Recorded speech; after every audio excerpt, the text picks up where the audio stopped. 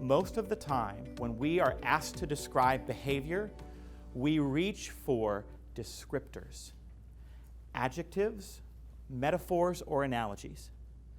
I know what you mean by practice what you preach. I know what you mean by prompt. I know what you mean by encouraging. I know what you mean by dependable. I know what you mean by positive. And those are all words that we want to use to describe our leaders, to describe teams, to describe people.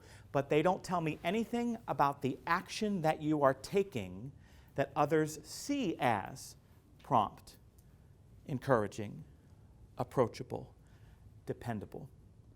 Let me give you an example. If I have somebody who works at the front desk, and I call that person into my office, and I say, is it Rebecca? Rebecca, you've been with us for 3 months. You're doing a terrific job. You seem like a really quick study. You've picked up on things quickly. You seem to be fitting in with the team really well. But what I need you to kind of work on and improve on at this point is I need you to be a little friendlier to our patients when they come to the window. I'm friendly to everyone. I know. I get that when I talk with you. Yeah. But, we've gotten some feedback on evaluations that maybe we're not as warm and approachable as we could be, so I need you to work on that, okay? Nice to me. I'm friendly, damn it. Right? So tell me about the feedback I just gave her. You started positive and then you got into the problem. Okay. You had eye contact the whole time. That's good, sure. You didn't show her. Yeah, That was worthless. Right? Why was it? Say that again? I didn't give her any specifics about what I wanted her to do differently. What else did I do?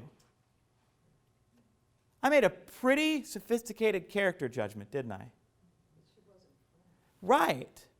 Look at those descriptors that you wrote down. If somebody sat across from you and said, I need you to be more approachable, more dependable, more knowledgeable, do you have any idea what that person wants you to do differently? No. But it certainly lands like a values judgment, doesn't it? This is why people get defensive.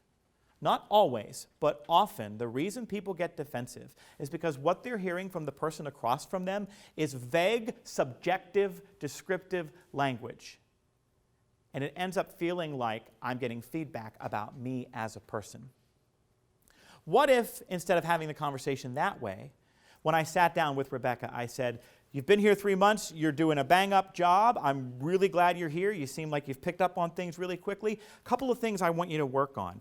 Every time a patient walks into the office, I want to make sure you turn away from the computer and make direct eye contact with them. And make sure every time, even if we're having a bad day, we're putting an obvious smile on our face.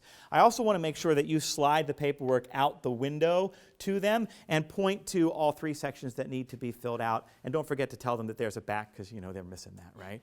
And then please make sure that they know we'll try to get them back as fast as possible. Can you do that for me? How was that? What was valuable about that feedback? Very specific. Also, what else was I talking about? The work, not the person. That's right. I wasn't making any pronouncements about the quality of her character or the quality of her demeanor. What we were talking about are the actions that I can observe.